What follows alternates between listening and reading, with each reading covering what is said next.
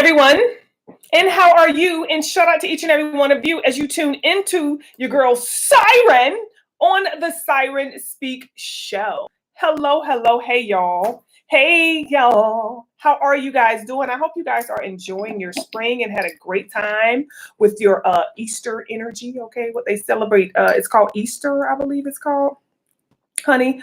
We'll that's neither here nor there. Today we are talking about how Black men tend to shame, okay, Black women due to their own low insecurities. The reason I wanted to talk about this is because I saw a video, and in this video, it was Kevin Gates, and I put Kelvin, but it was Kevin Gates, and he was, I don't know if he was talking to someone, I don't know if he was doing an interview, but he talked about LeBron James and his wife, Savannah, stating that he was uncomfortable with the dynamics between the two of them. He doesn't like the way she looks at him. I'm like, wow, you feel like you could look at him better, Kevin? Kevin does come off a little questionable as far as his, what he like and what he don't like. To me, he seemed like he may be easily swayed, if you ask me. But okay, it is what it is. But he stated that he did not like the way she looks at him. Okay, and he says it's as if he has got to beg her, to be a part of his life. Or I think he wanted like a little dap or handshake that they got, LeBron and his wife. They got some sort of dap or handshake that they do. And she was a little hesitant. Maybe she was like, focus on the game. Like, hello, we need some more curtains in the house, who knows? But it appears as if, he had a problem. He says he doesn't like the way that Savannah looks at LeBron or the way she treats him, or he doesn't like their engagement. He says she feels as if, she's the prize, and she has every right to feel that way because she is the prize. And then, we had that other guy, Kevin Samuels. I don't know what it is with the Kevins. Okay, we got the other Kevin trying to dog Wendy for her money. What's up with Kevin? Do y'all date? If y'all date a man named Kevin, let me know. Put it down in the comment section and let me know how it is that, he treats you or what you experience with this Kevin. Because it's just something about the Kevins that I'm just like, oh, common denominator, honey. The same name, the same game, the same lane. Okay. Now, I have been kind of in and out of Kevin Gates. I have not ever been a fan of Kevin Gates, but I do know family members and people who do listen to him and people who talk about him as he tuned more into his spiritual journey and started to incorporate that into his music. He captured a lot of people because, he hit women where we feel it the most, and that is in our spirituality, because we are all goddess. Okay, we are not this third dimensional physical way of being. We are all goddess. Okay, so he triggered us when he went in that lane, and we took it as if it was something serious because he appeared to go really deep. But from what I can see, I don't know anything about Kevin Gates' background, his spiritual practice, what he do and what he don't know. All I know is what he has said on interviews. And what happens with a lot of men when they get involved into spirituality or spiritual practices or the occult is they tend to use it to abuse women. Now, this is not all men, but I'm just stating the facts of some men who have. They tend to get this, superiority complex where they start to feel like this God, and they feel as if they're supposed to have women in the multiples, or that the woman that they are with should become submissive. The need for them to feel this power by having a very submissive woman.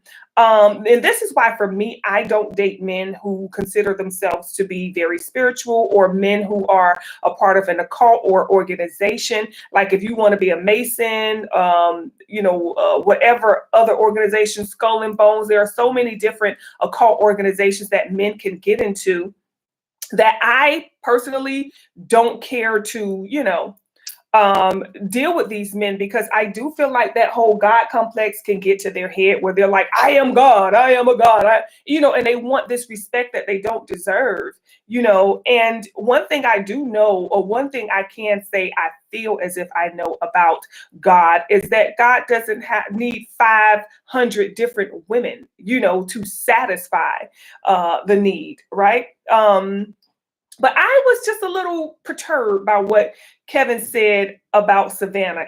He said that she looked like he called her, he made a statement that disrespected LeBron and his wife. And I'm like, how can you sit up here and say she don't respect LeBron, but you're disrespecting him by calling out his wife? And he said, I don't like the way she looks at him, but I do like the way white women looks at him. And he did specify that there were Caucasian women. And I do know that he did move on from dating a beautiful melanated woman to someone who is of a different background. I don't know or think she's fully Caucasian. I do know that she is, of a different race, and of course a lighter skinned race.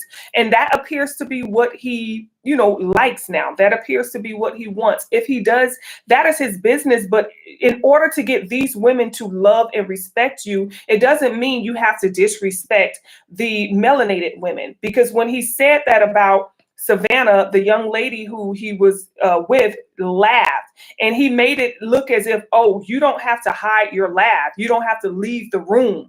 You know what I'm saying? Like, they gonna respect you, and I don't know why it is that men tend to disrespect the Black woman. Why is she such a threat to society? What is it about the melanated woman that is not being said, that every race, okay, every background feels like they have to come and attack her? When we go and spend our hard-earned dollars inside of these Korean hair shops and getting our nails done and stuff, we are still looked at as if, like I said, the melanated woman has been a major threat for centuries. And I feel like we need to get to the bottom of it. Why is it that all of the music, according to hip hop, is dedicated towards belittling and threatening and just breaking down the melanated woman, the woman who raises all of them, okay? All of them in that industry was raised by a Black woman, majority of them, okay? Outside of the few handpicked, Caucasian ones or other background rappers that they have let into the industry. But majority of them, over 80% of them, were raised by a melanated woman. So I don't understand why men feel the need to disrespect the melanated woman, asking as if we require too much. If we want something, we're considered gold diggers. We're supposed to not want anything. We're supposed to keep our mouth shut and just settle for less. I guess that's what they want from the woman. I guess once men get into a certain financial status, I don't understand why some of them feel like they have to step out, or they have to step into dating another race. If that's who you fall in love with, that's who you fall in love with. But it shouldn't come at the consequence or the cost of having to make it look like, oh, I hate melanated women, I hate Black women, in order to keep this woman comfortable. She has got to know that you have zero interest, okay, in a melanated woman, which is crazy. And for men to continuously talk down about the melanated woman, about the Black woman, it's like every genre, okay, there is a whole agenda to just disrespect, discredit, look down upon, make it hard for the melanated woman. And I'm not saying that we're victims, because we're no victim. Because one thing about us, we thrive, baby. I don't care what environment you put us in, we gonna thrive, okay? The thing about it is, the fact is, we don't need y'all need us, okay? We only come here so that you guys can flourish, and so that you guys can have what it is that you need to sustain a human existence while you end out your karma and all of that stuff. But one thing I notice is that when it comes to the melanated woman, she is very thorough, okay? And I understand why she's such a threat, because she can make everything out of nothing. And I'm talking seriously. She can make everything out of nothing. She can turn nothing into something. It's giving that whole Jesus complex. It's giving that whole I am vibe, okay? Black women have thrived, and we have, created communities full of children, full of the men.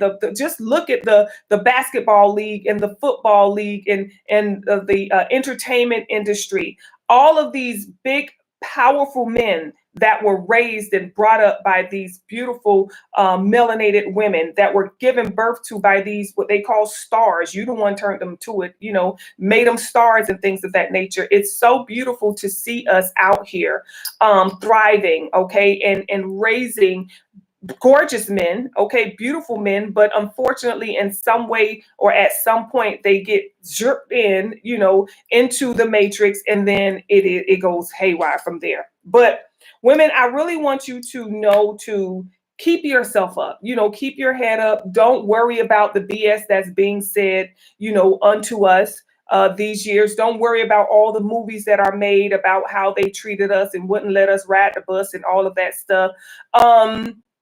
I say keep your head up and really keep moving. These men get major platforms, okay, and the first thing they need to do is just disrespect the woman. A lot of times they want to respect the woman, but it seems to be uncool, for them to show respect to the melanated woman. I'm just so confused as to why men refuse to put the correct label on the melanated woman. And I think until then, they will continue to remain in a state of frenzy, okay, until they realize the truth. Not embracing the truth is really hurting a lot of men, okay? And they don't get it. They just don't understand that. But when I heard him talking that way, it felt odd. It felt weird. I don't know if he's been compromised or what, because I'm just like, why would he say that? As if he literally hates at this point melanated women. I mean, he said, I like the way a white woman. Do you have to do that to keep her with you?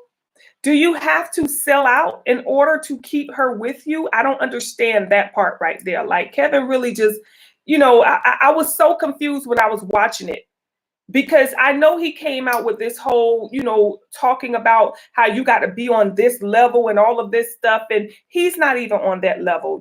Somebody can get all of the knowledge, but it doesn't mean they got the wisdom. Okay, I'm going to say that again. Someone can gain all the knowledge, but it doesn't mean that they have the wisdom. To know something is one thing, but to know how to use that, okay, to know how to use that to your advantage and to your benefit is something totally different, right? So I feel like he has the knowledge, but it failed. it failed in some way, shape, or form. And all of the other stuff he talked about, fasting and detoxing and cleansing and parasites, and he says he's parasite free and all of this stuff. I beg to differ. I really truly beg to differ, because it is clear that he has major parasites and attachments connected to him, and he needs to really look into getting rid of that. But anywho, anytime a man comes through and disrespects you, anytime a man try to make you feel less, anytime a man says that a woman is not supposed to receive any type of care or any type of assistance or things of that nature, y'all need to just call it how y'all see it, okay? It depends on how you look at yourself. If you see yourself as someone who you don't feel like you deserve that, because when you're in a relationship, you expect things. See, a lot of people ask for stuff. That's one thing about women that I'm like, listen, what the f- is you asking for? You should be expecting, okay, a man to come into your life and to contribute towards your well-being. Not a man to come in your life and things are still the same. You still trying to, make ends meet. You still trying to, go from check to check. Like, it doesn't add up. It doesn't make any sense. If you have 3 tires and the 4th tire is flat, okay, when you put that 4th tire on there, you expect to be rolling again. You don't expect to still be stuck and stagnant and things of that nature. So yes, a man is supposed to come into your life and he's supposed to add on to what it is that you have. Okay. A woman does not add on to what a man has. A woman, she builds. Okay. A woman is a builder. She's a creator. That's when she's in her bag. She's a builder. So when a man creates a stable foundation, the woman is going to come and build upon that. She's going to come through and she's going to create. Okay. And add and enhance what it is that he has already, the foundation that he has set. When a woman is in an unstable foundation, she's unable to build. She stays the same. She stays stagnant when her foundation, because that means the masculine energy is missing. The woman's role is not to build the foundation.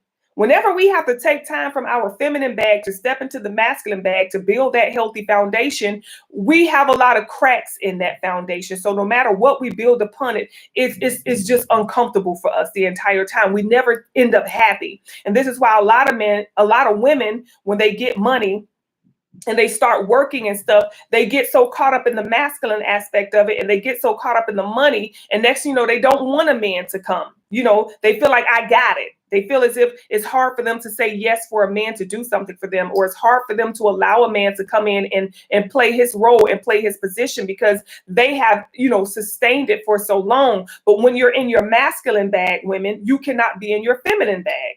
Now you can barely take care of your kids. Now your kids barely know you. Yeah, you might buy your kids everything that they want and or need, but do your kids know your favorite color? Do they know your favorite cereal? Do they know, like if they want to buy you something like an outfit, do they know exactly what it is that you like? Do they know how to, contact you and have deep conversations with you? Do they know, the history of your mother or your grandmother? Do they know what your relationship is like with your aunt or your sisters and things of that nature? How deep do your kids know you? If somebody were to give your kids an exam on their mother, who works all the time, 2-3 jobs, or maybe one good job that pays well, but takes all of her time, will your kids pass? We can't be in our masculine and feminine bag at the same time. There's nothing you can give 100% to if you're giving a percentage to something else, okay? So it is important that we stay in our feminine bag, and we surround ourselves, or we engage ourselves with men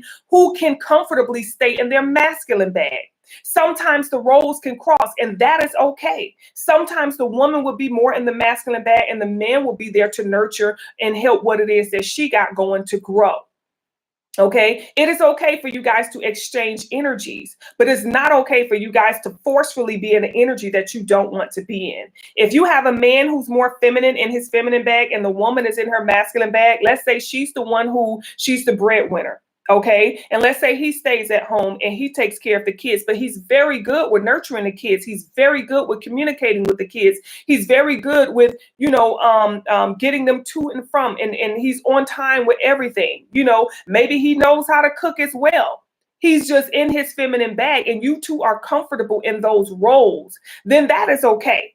But whenever you are a woman and you are forced to be the breadwinner because he doesn't want to work, okay, he doesn't feel like doing anything, you got to drop the kids off to school, you got to go to work, then you got to pick the kids up, then you got to take them to soccer practice or whatever sports they play, or you got to, go by and pick up food to cook for dinner and things of that nature. Whatever it is that you have to do, you're doing everything, and he's just sitting around being a lump on a log, okay? Then that's when you need to, exit stage left. I always tell you guys, there's no need to stay in the connection past the expiration date. You'll know when the expiration date has passed, because you will no longer feel comfortable or happy or satisfied in that connection. Nothing this person can do can make you satisfied or happy. You'd like, oh, why am I still here? Why am I still here? Okay. And you definitely don't want to end up in those type of relationships. So whenever you get in a relationship with a man who does not respect you, who does not see you for who you are, or who does not value you, okay, then you're going to expect the things that come along with that. Force yourself into your feminine bag if that's where you want to be. If you're a feminine and you prefer to be in your masculine bag, then you need to shop for a feminine man.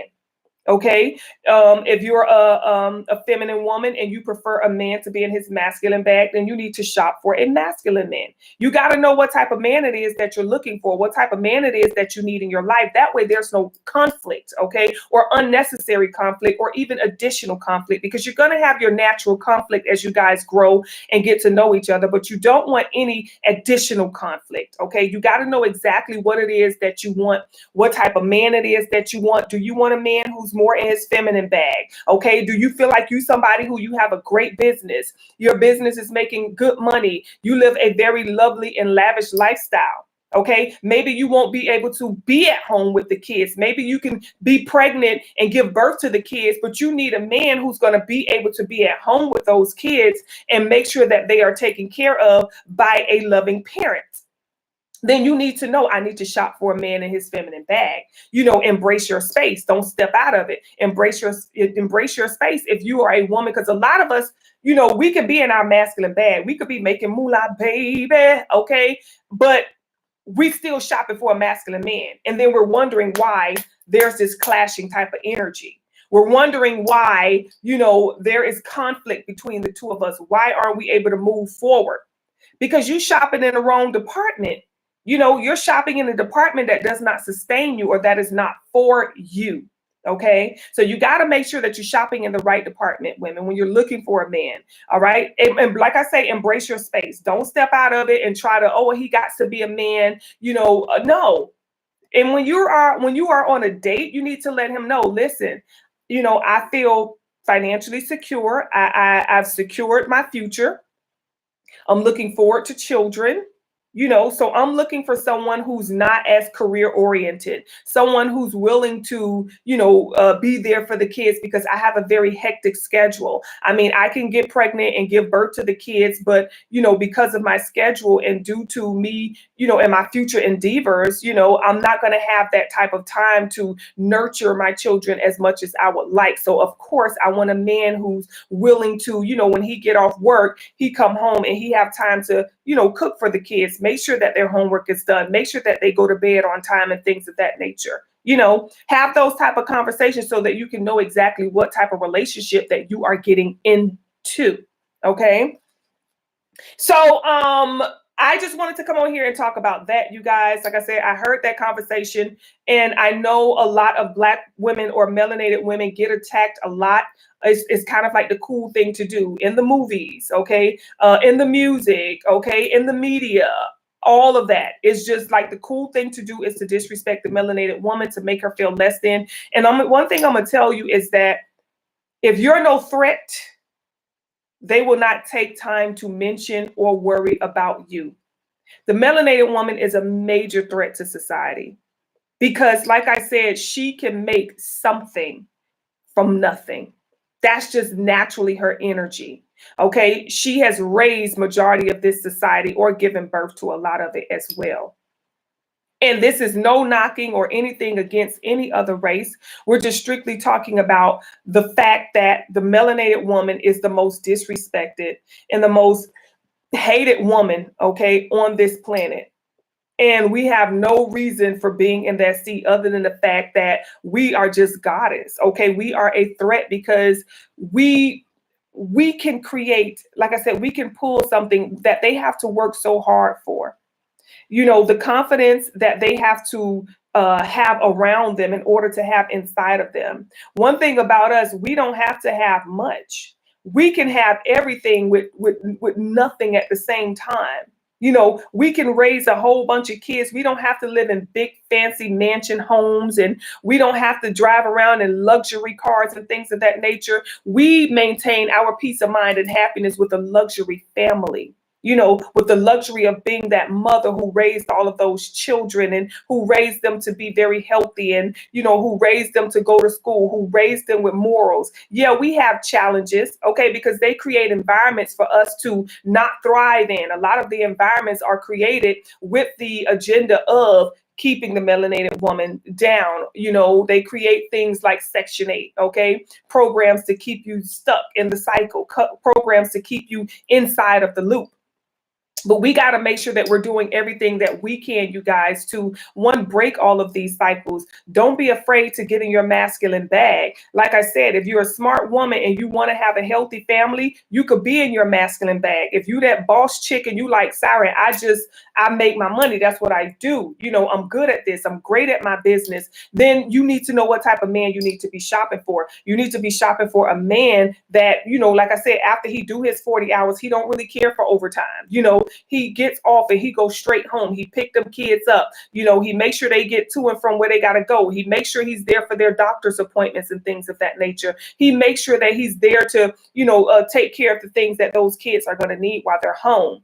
And even if, like I said, let's say you don't have children, or maybe you're not interested in having children or things of that nature, you definitely want to let your partner know, like, hey, are you interested in kids in the beginning, right? In the beginning, don't waste no time, honey. This is date number 1 or 2, okay?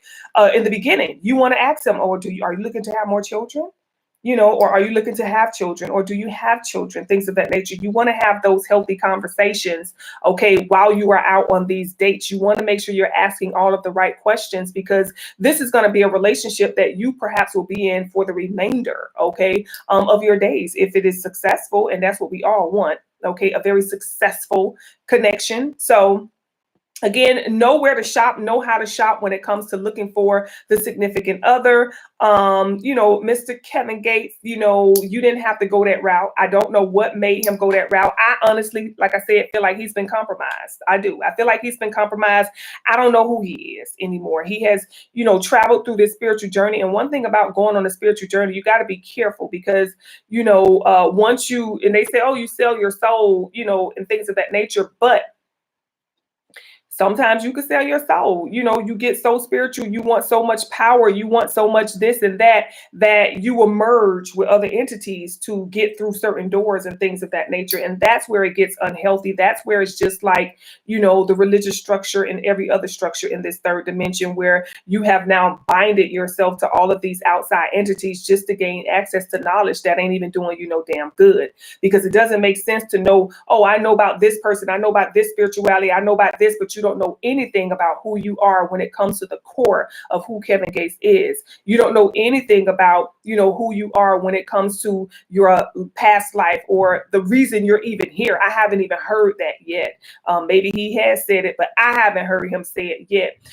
And a lot of the religious based energies that he does put out seems to be very low vibrational, which means it's giving Jezebel. It's not giving that high of an energy, because he still entertains the idea of intimacy, but in a way that is very physical. All the spitting and all of this stuff is just very, very physical. It's very low vibrational. When it comes to the act of intimacy, it's not even supposed to be physical. Once you get to a certain level, it's all about knowledge. It's about exchange of energy, not, you do me, I do you. I don't understand why he's still speaking that type of lingo if he have reached a level of spirituality where he's free of parasites. Okay, because I'm like, there's a major parasite in you. You're still lusting after woman after woman after woman after woman, and multiple at the same time. When you get to a certain level, you tend to respect your frequency. You tend to, respect your energy. You tend to respect your space, to not let any and everybody in it. Okay. And the fact that you're dealing with an unhealed woman, and I'm not saying that, whatever this woman he's dealing with, her energy or her health or anything of that nature, we're talking about the fact that she laughed when he disrespected another woman. Any woman who's going to laugh at another woman being disrespected, to me, that's very, very, very low vibrational. Okay. That was not a joking matter. Okay. And that was very low vibrational to even partake in that, because if you were a true goddess, you would have left him yesterday. You would be like, you know what? You're not going to disrespect me or another woman. Like, if I see you disrespect her, I know you're going to disrespect me, which means you have no respect for yourself. So, I'm so confused as to where he is. To me, he's giving agent, he's an infestation of the spiritual community, trying to lure people into some sort of contract or some sort of binding, mode. Like I say, don't care for the guy. He has never been anybody I have specifically listened to. I really don't care to listen to him. I don't think he's a bad person. I don't think anybody is good or bad. I just say the vibrations are low. And if the vibrations are low, I know myself, okay, I'm not over there or entertaining that. But the fact that he came for Savannah the way that he did, and he spoke as if she should be grateful that LeBron James is even with her, or she should be happy that, like, why should she be happy? She has contributed towards that relationship just as much as he did. Because trust me, if she was not a strong enough woman, she would not be in that position at all. Okay. And for him to have those healthy children the way he did, the way his kids are very focused. You don't look at a man's wife by how happy he is, because that's his own energy. that he's dealing with. If LeBron doesn't look happy or act happy, that's his own energy that he's dealing with. But you could tell a man who has a good wife by them kids, okay? You can tell when you see them kids in school, them kids are smart, them kids are respectful. That's how you can tell what this woman has contributed towards his life. He don't have to worry about his kids out there stealing and robbing and in and out of jail and on dope and stuff like a lot of kids that you tend to praise outside races, okay? A lot of them kids are on medication from the time they 5 years old. They popping pills, okay, all day, every day, just to go to school and all of that stuff, you know. But this woman here, you know, she raises her kids in a very healthy way. She raised them to be very mannerable, very respectful, very loving, and he doesn't have to worry about any, you know, injustice or things of that nature when it comes to his kids. So she has, you know, created a very safe space for LeBron to be able to play game the way he can play. He don't have to worry about that house because she got it together, all 10 to 20,000 square feet. She's making sure it is in order and it is in place, okay, so that he can step out on that court without having to worry about that. He can worry about contracts. He can worry about things of that nature. He don't have to worry about, you know, oh Lord, is the kids or is that getting out? You know, that woman has maintained her demureness, okay? She has maintained her status. She has maintained her reputation. She has maintained her beauty. She has maintained her wholesomness. Now, a lot of people, I've heard people speak about Savannah, like, you know, they say she does tend to say things about LeBron James that, you know, they feel like a wife shouldn't say. You guys don't know the side of LeBron James that Savannah knows. She knows. She knows, okay? She knows some stuff y'all don't know. See, y'all trying to live off of and create, you know, news lines or news headlines with the storybook version of LeBron James. But what you guys know that is being put out in the public. But see, this woman sleeps next to him, okay? She knows if he cries. She knows if he snores, okay? She knows if he drools. She knows if he grinds his teeth. She knows the intimate things about him. And perhaps there may be some things on his intimate side that he's not showing y'all that this lady get to see. And it's probably for the sake of her children that she's still connected into this relationship and trying her best to make it work, okay? Because if she's looking at him like that, he has done something. See, y'all don't know that part.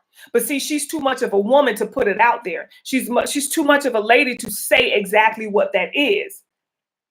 See, y'all already in y'all feelings based off of the little 2 cents that y'all get to see of these people. And y'all already in y'all feelings and I don't like this, I don't like that. A woman is not going to look at her husband with disgust unless he has done something disgusting.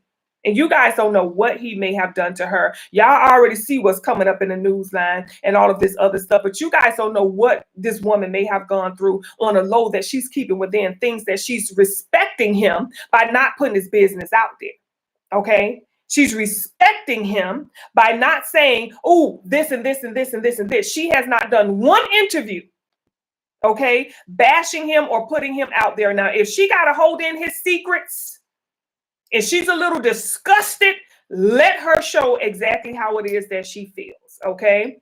But as far as the rest of us, you guys, listen, women, you are beautiful. You are love. You are courage. You are so many beautiful things. Do not allow the men of this world to bring you down, to shut you down. Expect them to love and respect you, okay? Expect them to love and respect you, period. There's nothing else that you should be expecting. That love and respect is what you're going to get when he makes sure that you're doing good, when he makes sure that you're living good, when he makes sure that you are good. Any real man is going to want to take care of you. He's going to want to make sure that you're good. He's going to want to contribute towards a healthy foundation for you. Any man that does not provide that, then he needs to go. It's very simple. Stop keeping these men past the expiration date, past the point where you no longer feel comfortable talking to him. When he call you like, ugh, you know, you send him the voicemail or you just, you know, you don't want to talk to him. You're not eager to talk to him. You guys deserve more. Okay. So expect more from these men and stop settling for less. All right. I'll see y'all soon. Peace out, y'all. Peace.